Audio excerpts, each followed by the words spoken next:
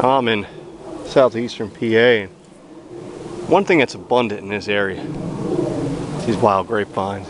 Wild vines, and these things are great. This is one, somebody cut this on the trail. It's just been dangling here, but this was a green, a fresh one. It wasn't cut. It's be a great source of clean water if it needed to. And yeah, I am right here by this river, but what if I have nothing to disinfect and purify, filter, or boil this water in? An area like this, right next to the water, where there's lots and lots of these vines, and it's green, the water source that these vines have to draw from is very good, very abundant. So they're going to be sucking up water like crazy. That's why they are so abundant in this area, because they're doing nothing but growing and growing and growing and growing, because they got plenty of water. And all up in there is nothing but vines. This whole entire area is just choked with these vines. Now, take a look at this vine. Like I said, this is the wild grapevine. But one thing you do not want to do is get confused with poison ivy. Which, the wild grapevine doesn't grow it'll grow up trees and hang from trees. But as you can see, this here is the poison ivy vines. And they are hairy because they grow to the tree. They actually cling on to the tree with their hair, and that keeps them attached. Whereas the grapevine does not have that hair.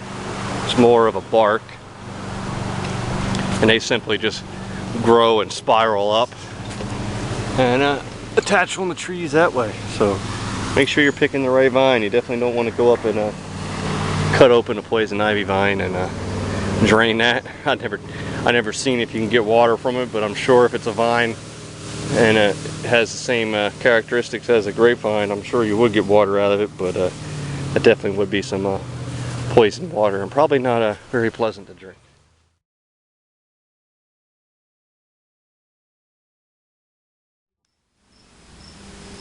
I haven't seen too many deer tracks.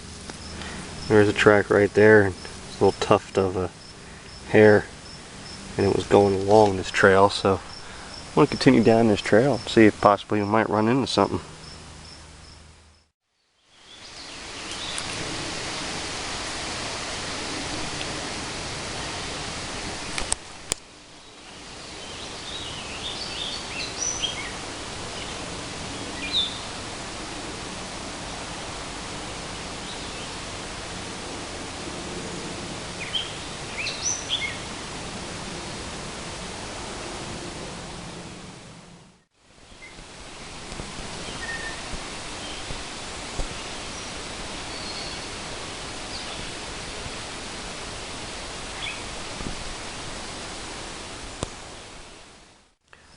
Well, I just backtracked to that tuft of hair that we found, because obviously saw we ran into some deer. So it's pretty obvious. I kind of knew they might have been down there just because of the tracks. If you're paying attention, you can kind of catch what's in your area, so you might be able to walk up on something.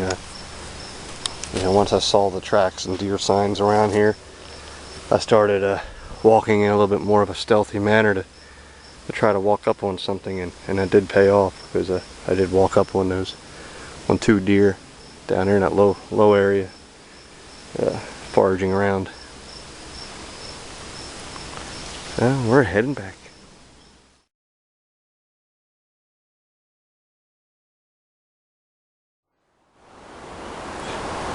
Here's an old dried tree, and bar's been stripped off, but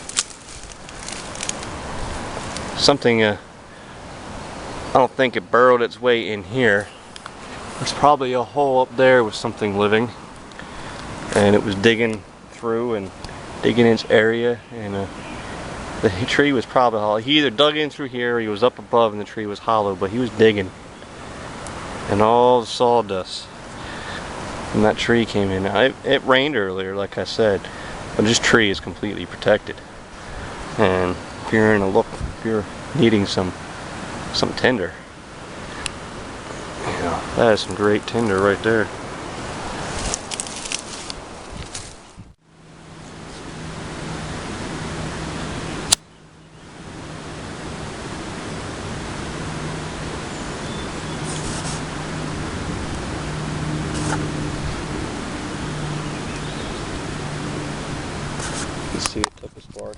or it took a flame from my, not a spark, but a flame from my lighter.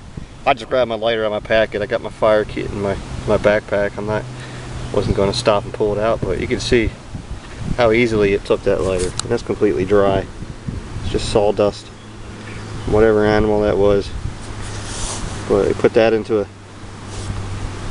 bird's nest, or used to help a fire if it's damp. Whole pile of that stuff, getting a nice little coal going on there. What this does is it pretty much produces a coal a lot similar to what a bow drill. If you mess with a bow drill and you got a good decent pile of dust and a nice coal, that's really what that's similar to, but a lot thicker, a lot easier to move and handle.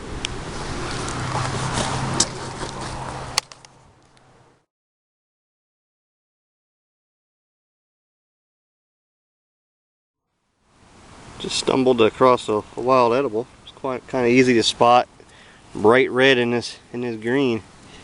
This is what's known as the Indian or the wild strawberry. You can see, I mean, it's just a wild strawberry. It's a lot different than the domesticated strawberry. It does have similar leaf patterns. I mean, you can see the leaf patterns are almost the same. 3 leaves, same shape, and the leaf patterns underneath the strawberry are just the same as, you know, your domesticated store-bought strawberries. Alright, grows in a vine low on the ground. You can see there's 2 of them here. And the vine kind of goes around, but the big difference is, where there is a difference, is I'll try to set this to, I guess that's the best I can do, but big difference is these are more round, okay? And whereas a domesticated strawberry, the seeds are on the inside, pretty much embedded in the strawberry. If you see, if I can manipulate this and just kind of move all those little seeds off. They're kind of external, but it is a wild edible. When you eat it, it has a slight taste of a strawberry. Now, obviously, domesticated ones are geared more for, you know, they're genetic, you know, they're made more for flavor and taste, but there's really not much of a taste or a flavor with these. But that's the wild strawberry. And if you're curious about growing time, it is June 1st right now. June 1st, June 2nd.